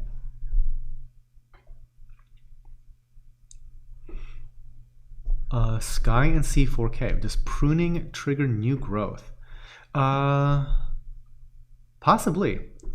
I mean, it's hard to quantify, but I think that as long as you're not killing the colonies, I think the propagation process does have an effect on that. But I think more than anything, like pounding them with nutrients. So that's like good light, good flow, actual coral foods. That's the stuff that really gets stuff moving. Sky and Sea again. Whatever happened to that Kyocera lighting thing? Okay, so I have not been able to get one for the simple fact that they're shockingly expensive. Like, they're really expensive. Really, really expensive. I would like to try it, but it's not in the cards just yet. But I would like to. What is really expensive? Over $1,000. My price. or something. It's like a lot of money. And like for the same, it's bad. The price point is not working out. But I was very impressed with like just the light output that I saw. But is it like that good? Hard to say. Hard to say. Genuinely curious. If one happened to show up, I wouldn't exactly throw it away. Daniel Langenbaugh, hey Than, do you think it's worth it to farm Phyto for a SPS dominated tank, or is that a thing for breeding fish and such? I've heard a lot of people have good response to Phyto, like feeding Phyto. So no, I think it could make some sense to do it. It's something that I've looked into as well. It's just we haven't. But I would like to be able to do like the whole Phyto and then a couple of different rotifer things, and then just feed off X number of gallons per day of that stuff. I would love to do stuff like that. But I need my staff back, man. I'm useless doing DIY projects. Giovanni, hi. Oh boy. I better read this into Cypher real quick. Okay, phosphated nitrate recommendations for acros. So I can give you the general consensus safe zone to be in. So you should probably be having a nitrate between 5 and 20, let's say. It's probably better to be on the lower end of that spectrum. Phosphate, 0.05, pretty good spot to be. I would probably encourage you to not be around 0, and you probably don't want to be super high either. Having said that, being a total hypocrite, we have very, very high levels. We have nitrate at around 25 to 50, and we have high phosphate of about 1 to 2 parts per million, not 0.2, 2. So shoot for 0.05 phosphate. Now in our new systems downstairs, water chemistry is way better, but for the majority of our corals, it's very high nutrient.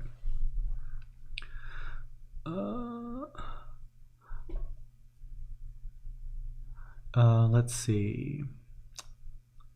Marcus Aurelius, I found a way to make 4 amino acids synthetically more cost effective than naturally. Okay.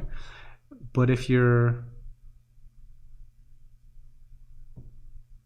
an asparagus farmer and you're... Okay. I don't understand. Tech Gear Talk, what is up, Sigi? Welcome. Glad you could make it to the show. By the way, congratulations. Tech Gear Talk has overtaken my channel in subscribers. It's a good job, Sigi. He has a slightly bigger market segment than me. Let's be real. No, his videos are fantastic. So if you're looking for like some tech review stuff, especially around audio visual production, cameras, lenses, and that stuff, definitely check him out. He does good stuff. Vertex is gone, only secondhand now.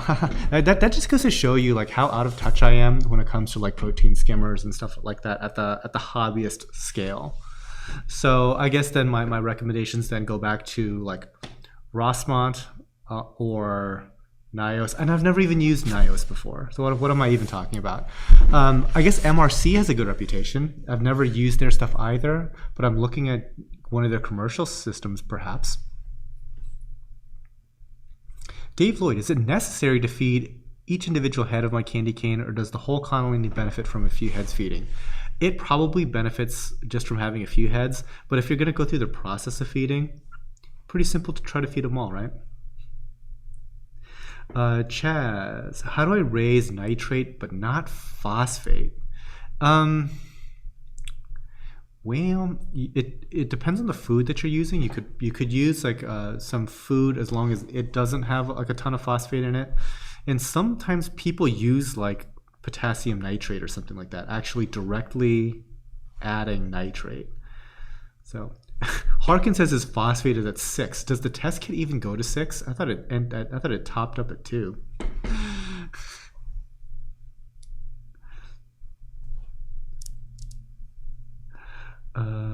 Let's see. Crazy Doug, my toadstool took a long time to shed, so I brushed off the slime. Is that bad? Not bad. Just don't damage the coral. So use like a very soft brush. $1.99 for me. Thanks, or congrats, Tech Gear Talk. Let's see. Duke City Aquariums, what's up? What's the correct ratio between nitrates and phosphates? So some people talk about Redfield ratio. I don't know anything about that. Like I said, you want to keep them both pretty low, between 5 to 20-ish nitrate and 0.05-ish phosphate. If you can kind of be in that ballpark, you're going to be fine. James Farrand, I saw you at an at the Aqua trade show, and wish I said hi, but didn't believe you was in the UK. Anyway, will you be at the next one? Bro, I don't think I'm traveling ever again. We kind of have a situation over here. No, I would love to come back, but the world's gone nuts. Yeah, I had a good time in the UK. It was a whirlwind tour. NIOS is essentially Ecotech. I think Ecotech is distributing for them, but I don't think that NIOS is Ecotech. I think they're just a distributor. Like I thought that white corals in Germany was NIOS, right? Right?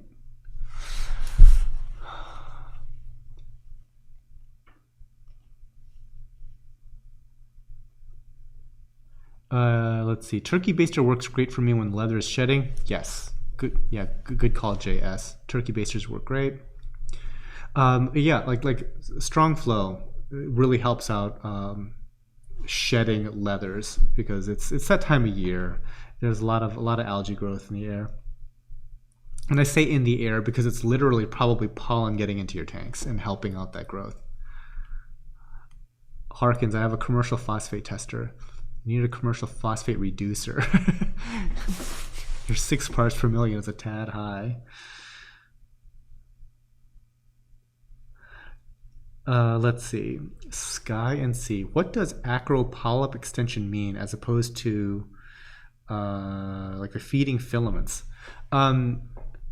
So those are, if I understand correctly, what you're making reference to. So there's just like regular polyp extension, whereas there's some acros that actually will have either like a longer tentacle or send out like the whole mucus web thing for feeding. So I wouldn't get too caught up in the weeds for that, but like generally an acro that has like really tight polyps, tightly retracted polyps, good polyp extension is the opposite of that. Let's see, Victoria White. I've got a watermelon Samacora in 200 par. Okay, pretty high light. Okay, with medium flow. It seems to not have polyp extension. Boom. But in the frag tank, same coral 140 par and high flow shows great polyp extension. Yeah, not a lot of stuff likes 200 par. Not a lot of corals like 140 par. It's a lot of light.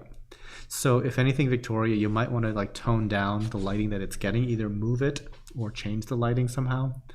But yeah, I would say that most corals are probably going to shy away from 200 par.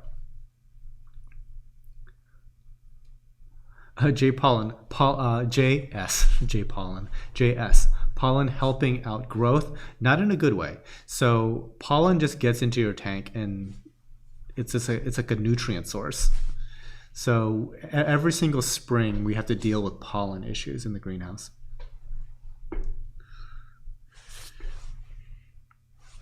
Chad McKeon, have you personally experienced soft corals harming SPS?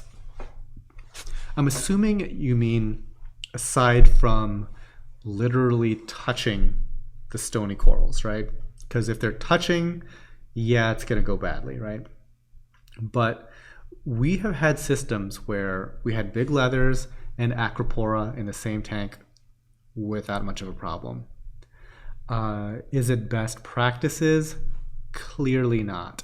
So I wouldn't go in that direction, but it's not the end of the world if you do.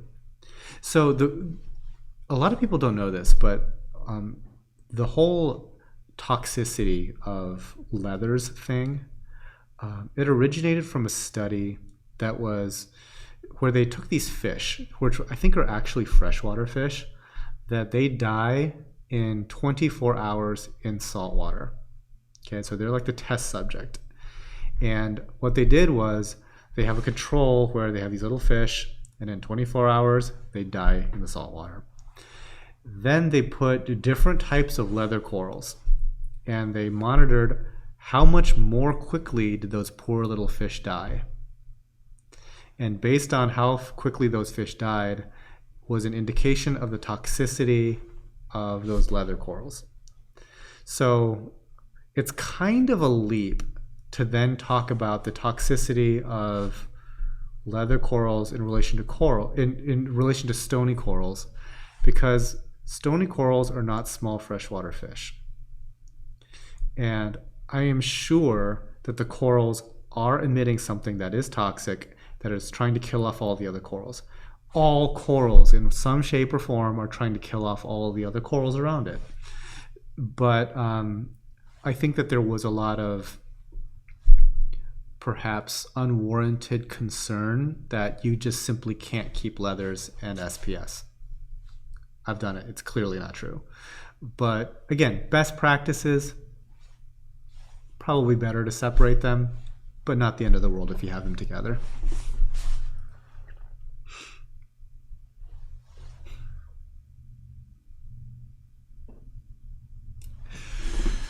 All right. So yeah, we've got a couple of new video topics kind of in the works. And I guess like that can be an issue unto itself. Because when I have like 3 videos in the works, what tends to happen is I work on all 3 of them a little bit, and then that means I don't ever actually get any one of them done.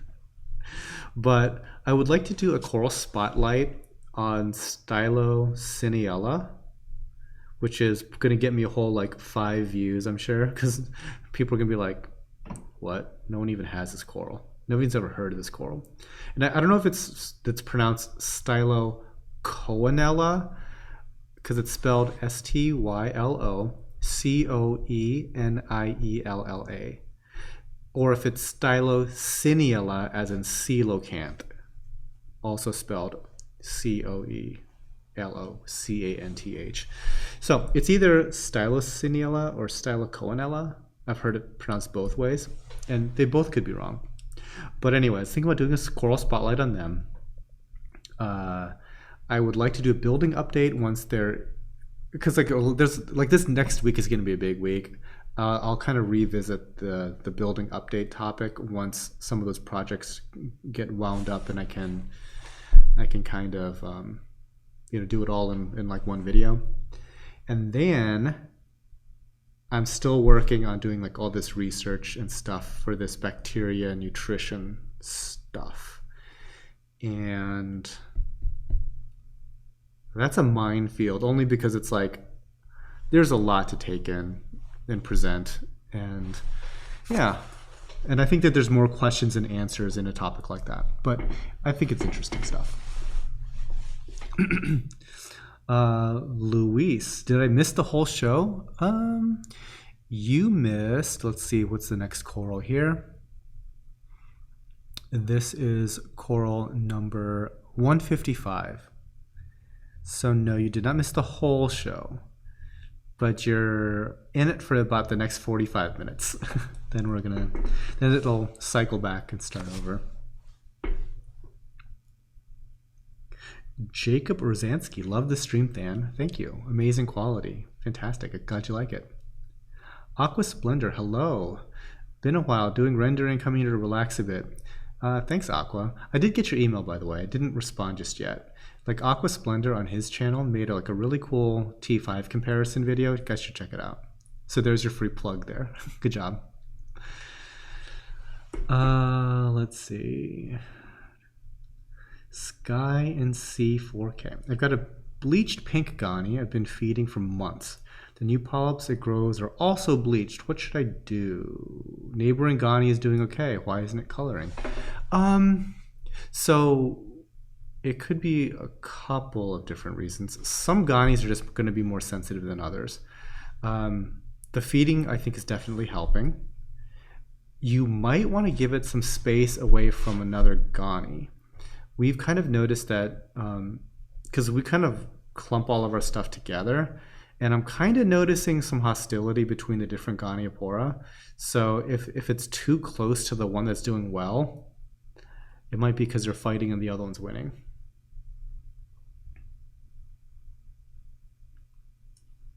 Let's see, Fragile Reefer.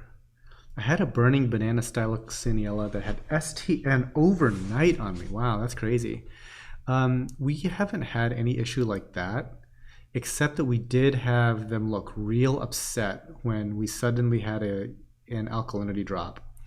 We've got this one system in general that, for whatever reason, is just cursed. Like, all bad things befall this one system.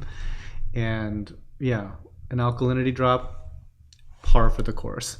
So that kind of had a negative impact on the stylos in there.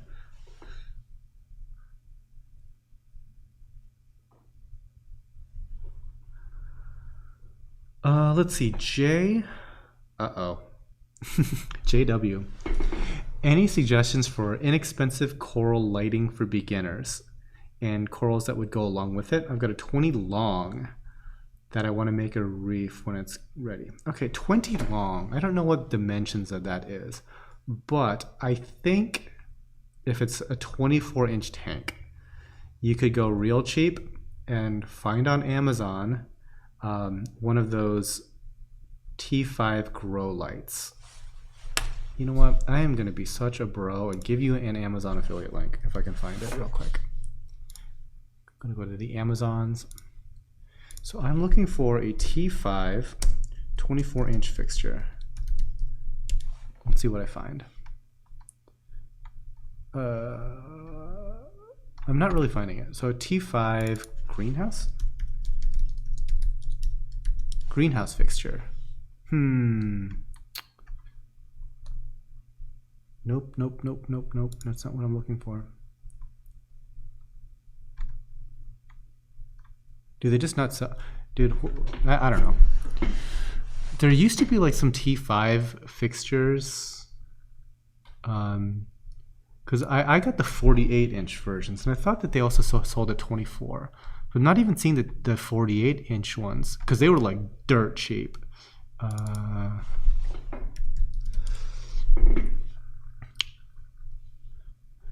Okay, here we go. Well, that's a 48-inch one. Sometimes like you get the option to downsize them, I think, to 24. So you can get a 48s or 24s. Like a hydro plant. Man, actually, these things went up in some prices. All right, here we go. So this guy here is 85 bucks. Click on this link, guys.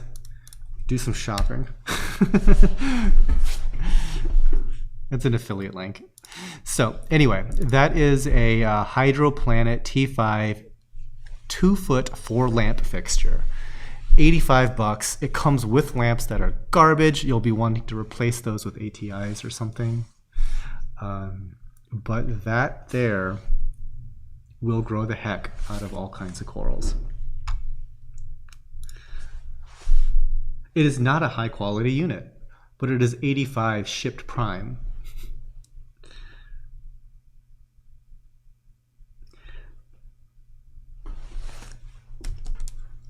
Antonio Santiago, hello.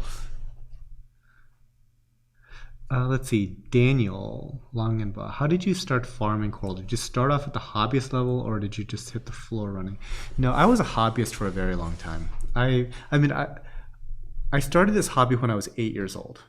I am older than that now. So if I had to guess, 35 years I've been doing this hobby. And I've only been doing this business for about 18 of those years. Wow, has it been so long? So yeah, I was definitely a hobbyist to start with, and then it was like a side hustle for the longest time, kind of just in the background, like mostly neglected. So I say 18 years, 10 of those are just like not really even profitable. It's just a thing in the background that's going on. Learned a lot of lessons though, but background thing. And then finally it got enough momentum so I could quit my day job. Two please, $4.99. Got to get my water changes done. Thank you again for the super chat. I really appreciate it. Thanks for the stream, Than. Later, everyone. Stay safe and take care. Appreciate it. Two please. Have a good one. Enjoy.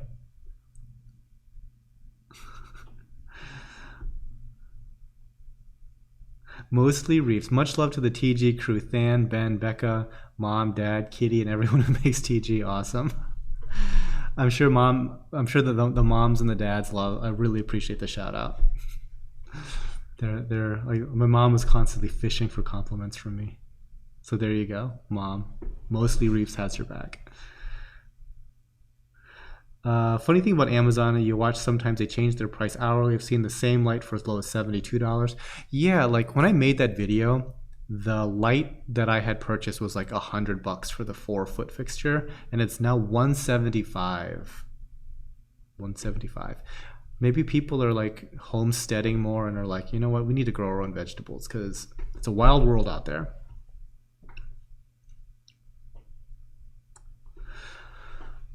Let's see, A3000 GT. Any idea why I'm not able to grow chalice corals in my 125? I can grow everything else from zoas to birds' and montipora and hammers, but not chalices. So it kind of depends, because chalices could mean a lot of different things. There's certain chalices that are a lot more fragile than others. Certain chalices don't like being fragged. So if you're getting like a frag from somebody, it could be like already on its way out. There could be like any number of reasons why it's not liking life. Because if you check out my chalice video, like the whole category of chalices, there's so many different species and genera of corals that are all kind of like lumped together as chalices. The care requirements are all over the place. You should do a month-long time-lapse of fast-growing coral and make it into a video. I wish I could. That would take a little bit of effort, but I guess you could do it. It's possible.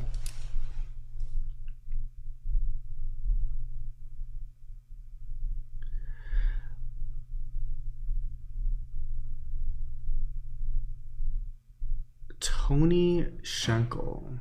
You once did a spotlight on a tank with gaps between the frags filled with Euphyllia edmonds. I don't even know what that is.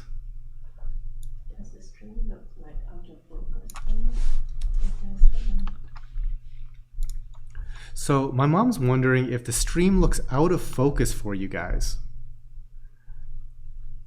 On my screen it looks fine. So hold on, let me do a quick search for what that is.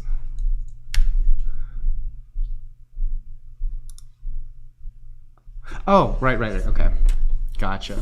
So that's like the blue clove stuff. Okay, so that's Rico's Aquariums' stuff. Once you did a spotlight on a tank, okay. Do you think they influence the growth of the frags around them? Probably, and probably for the worse. Yeah, they're definitely not having happy fun time. It was just like, it's one of those things that it worked itself out, essentially. Hey Than, any suggestions for low, medium light, medium flow placement? Medium, low light, medium flow. Right now, Aaron Shapiro, I happen to like Goniopora a lot. That's kind of my jam right now. So that is kind of something that would like, perfectly fit into that. But there's a ton of ways you can go. I mean, I would say that most corals that do pretty well. I mean, like zoas, for example, just like anything like this. A lot of SPS don't really require super high light. So like bird's nest, Porites, like any number of things like that. Well, Porites might need highlight, I'm sorry. Like Postulipora, you could do. A lot of possibilities. Euphyllia, Duncan's.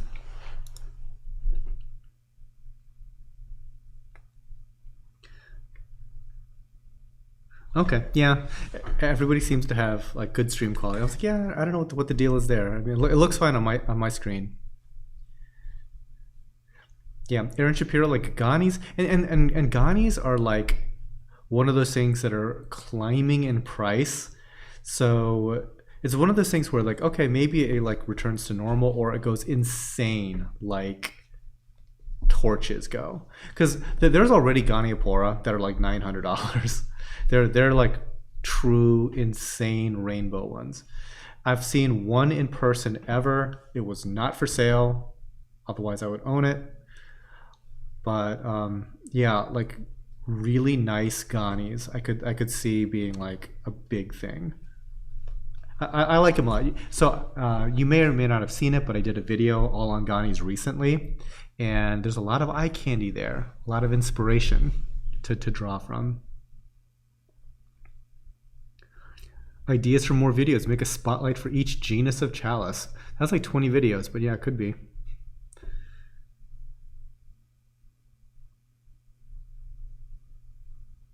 I've been looking for your glittery Ghani forever. Yeah, and whenever we even offer it for sale, it sells in like, bam. Like the last time we sold one, we had it just in a pack of other Ghanis, and somebody was just like scooped all of it up. So we are farming the glitter bomb Ghani, and it is, knock on wood, doing quite nicely. So hopefully we will have some more available. We just need to get to like a critical mass where we're not like shooting ourselves in the foot with our productivity, our production of that coral, I should say. I guess we're plenty productive. But yeah, that's one that's a very hotly anticipated like big deal. Actually, it's not the most expensive coral that we have, but it's by far the most in-demand coral.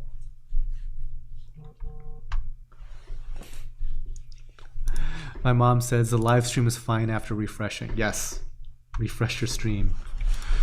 So let's see. How hard are Ghani to keep? Lol at gonorrhea showing up in the captions. So sometimes I put in my own captions for these videos. I didn't for that one. And so the AI is so smart. How hard are they to keep? They are easier now than they've ever been because I think that we know a lot more about their nutritional requirements. Long story short, you will have the best chance feeding the heck out of them. A lot of amino acids, a lot of like the powdered plankton, any kind of like meaty supernate from frozen foods. Excuse me. Anything like that. Like lots of food for those guys. Turn off the pumps, coat them. They'll just do this little kind of pogo hopper thing with their polyps and just let them be. Turn the pumps on maybe 20 minutes later. Yeah, they'll be good.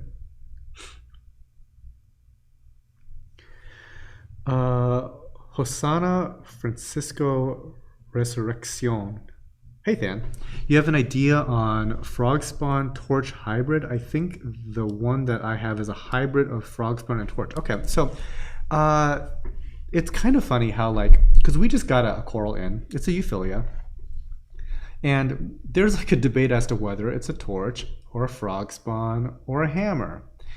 And like Ben thinks it's a frog spawn. It was sold to us as a frog spawn. I think it's probably a frog spawn. Mom and Dad think it is a hammer. I think. It doesn't matter. So my point is, there are Euphyllia, that's the genus, and then there are a bunch of species within it. So for example, like Euphyllia grabescens is, I think that's like a torch. There's Euphyllia divisa, which is a species of frog spawn. There's Euphyllia ancora, which is like one species that's a hammer. So hammers, torches, and frog spawn are just general common names. What you have is a Euphyllia, some species. Some of these things, like they kind of have a hammerhead. It also like, but it's not really much of a hammer shape. It's more like a dot. It looks kind of like a torch. Is it a torch? Is it a hammer?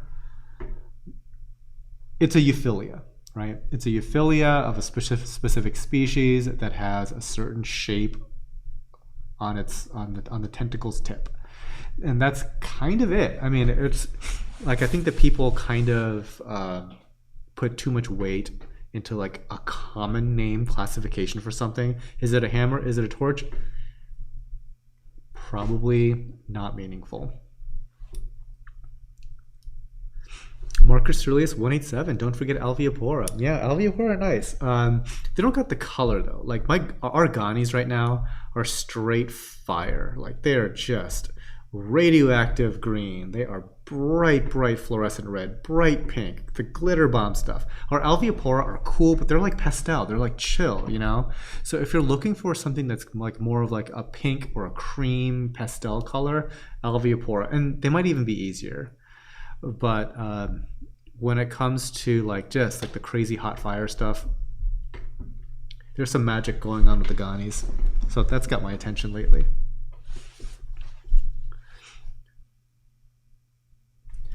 Let's see, Sky and Sea. Why does Montipora digitata take so long to settle down in a new tank and start growing? It kind of depends, because there's some corals that will just take a while. For example, like, well, in your case it was Montipora, but for us we've had zoas not grow well for like a long time, and then suddenly when they figure it out, they take off. It's not a terribly uncommon thing. Like sometimes a coral just gets stunted, like some kind of stressful PTSD inducing event happens, and they stop growing for like a really long time. So the longest that we've ever had to wait for something to start growing was like 12 months. And we probably could have done ourselves and the coral some favors by trying to like feed the heck out of it or something. Like feeding goes a really long way. And I think that a lot of times it's just our lack of bandwidth as far as like what work we can actually do here that prevents us from doing as much feeding as I would like. Because here's the thing, like we're in this new building designing a lot of our systems around like labor efficiency, because the easier we make stuff to do, the more likely that it's actually going to happen. So for example, being able to do water changes very easily at our systems, to being able to do top off very easily at our systems, being able to get to the equipment, being able to get to all the devices, being able to shut off all the pumps without interrupting any of the other systems that are plumbed together, things like that. So yeah, I think long term we'll be able to do a lot of that, kind of that micro husbandry type stuff a lot more effectively. Also, like, just we want to get some automatic testing up in here, because we don't test nearly enough. And again, part of it is like it's kind of disruptive sometimes to like, hey, you know, we'd have to like set aside 20 minutes to do some testing. Sometimes it's just like it just gets pushed off to the side. So maybe just having some kind of more automated stuff would be good too. Expensive, but possibly worth it. Mostly reefs. Than, how do you feel about the coral naming game? As in naming signature corals as well as rebranding. I don't really love it. Some people like it. Some people like it a lot more than me. Like for me, I don't have that much creativity left for naming. We try to get as many of the names as we can off of Google search, because that is what people are looking for. And we're probably big enough that we could brand our own stuff. But really, I would much prefer an established market name for something, acquire that coral, grow it out, and sell it as that name rather than rebranding it to something else. But like we spend a lot of time, maybe not a lot of time, but I put a lot of weight into the effectiveness of Google search. Tony, do you think sandbed siphoning is more effective than sandbed cleanup crews? I don't know which is more effective. Like currently, we do have a sandbed cleanup crew mainly consisting of like, what are those things called? Cucumbers. But when I had an aquarium, like a home aquarium, I found it very therapeutic to siphon the sandbed and keep it clean. Marcus Aurelius 187. The coral name game is ridiculous. I would prefer species names. Cool. The species name thing, it's like, I don't know if it's going to be super helpful because there's certain things that have like a million different color morphs. So like Micromusa lordhowensis, there's like 100 different kinds, right? So sometimes a glitzy name is helpful for identification in those circumstances where like I'm looking for something very specific. How do you communicate that to somebody else? Like you could say, I'm looking for one that has a green rim, that has some like light colored striations, and has an interior that's like red and yellowish. Do you have anything like that? I'm like, there could be 10 things that are kind of looking like that.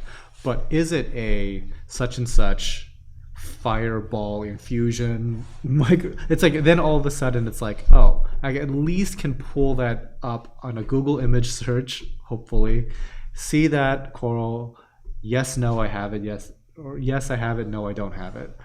So as goofy as some of these names are and stuff like that, I can see situations where it's helpful. And it is exactly that situation. Because if somebody starts to describe to me a zoa, my eyes are just gonna roll back into the back of my head and glaze over. Like, do you have like the pink one with like the yellow highlights and a blue mouth? And so we can't be having this conversation. Just give me the stupid bubblegum name, right? So anyway.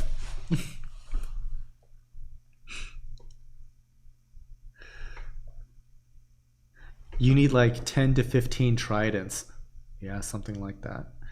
But we would then need that many actual Neptune controllers too. Because I recently purchased a Neptune controller, but it didn't hook it up yet.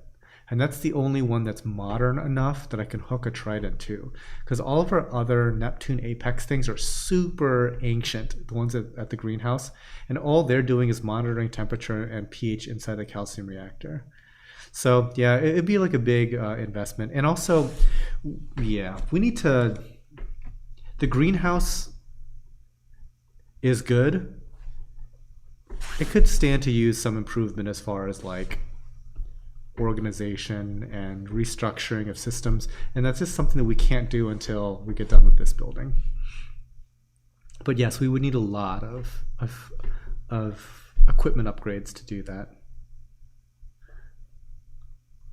Brent Bissell, going back to Minos, do you target or broadcast feed them? I broadcast feed them. I use a dosing pump to dose mine, but wondering if other methods would be more effective. So I know that certain brands actually suggest you, oh, hey, look, we're in overtime. So that was the entire live show. So we'll go for a few more corals into overtime here.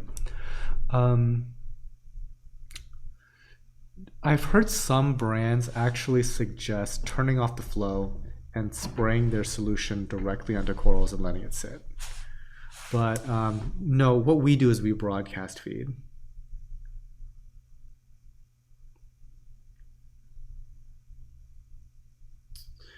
A3000 GT, what is the highest par that you put corals in, and what coral would that be in that light? So highest par is probably like 400. It's pretty bright. And it would be pretty much only acropora at that point. Can you recommend a good alkalinity probe? I'm going to guess they're more similar than they are different at that point when it comes to different brands. Oh, wait, alkalinity probe. No, I can't. Is there such a thing as an alkalinity probe, guys? Is there such a thing?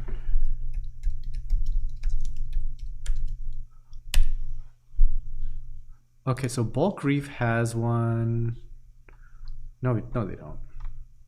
It's a Trident. So if you're going to be doing alkalinity stuff, there's only really two that I'm aware of, right? It's going to be the Neptune Trident or the starts with an A. Help me out.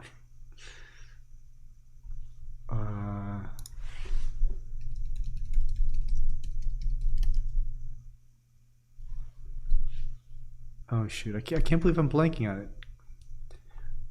Guys, you know what I'm talking about, right? It's like white and orange in color. Alcatronic. There you go. Alcatronic. So that's probably the two that I would go with. I've seen both. Either one I'd be happy to use.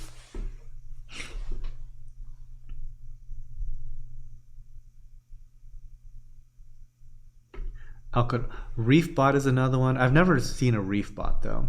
And GHL has one. GHL Alkalinity Tester. What is that one called? Director? See, I've never messed with GHL. I heard that they're like really good, but they're difficult to use. That's just what I've heard. Like I said, I've never messed with it myself. So is the director a monitor or is it just a doser?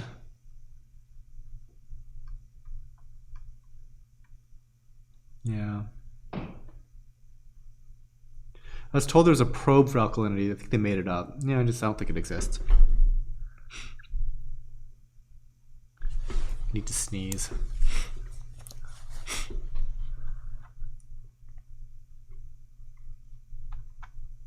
Yeah, so yeah, I would go with any of those three brands probably. I mean, GHL does have a good reputation.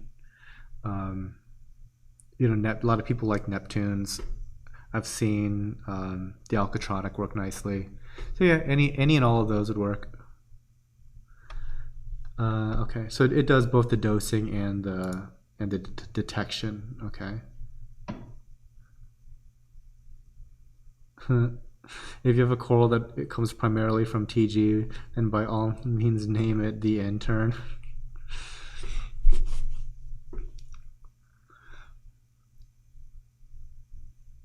Sneezing is just surely an early sign of COVID. Yeah, it's true.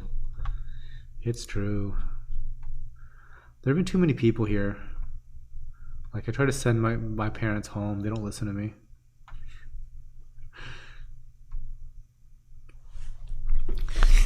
Yeah, I mean, I think it's just cool to have like all the data available to you, pretty much at the. I mean, I don't. Well, if I had a single tank, I'd probably check stuff more, but I totally don't. So I check it very rarely. The most helpful thing for us is to maybe put up like an iPad or something like that, and just to have all of the different kind of applications showing their readouts on a display. So when I walk by the tank, I can just glance at something and just keep on walking, you know. So that's kind of like what that's kind of the direction I think I'm going to be going, because there's going to be more and more and more and more data stuff as time goes on, I think.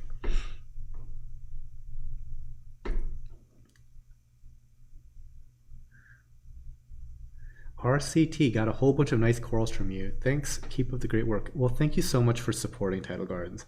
I can't say that enough. Like, because of like all the craziness going on, I had no idea which way this was gonna go. Like, you know, I've kind of built this company to be able to survive at like cockroach levels of resources, but you know, there's like so much in flux, and I know that like some people out there have it really rough.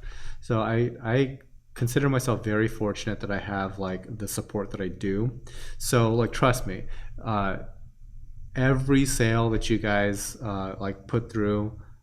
I appreciate the heck out of it because I get it. I'm very lucky.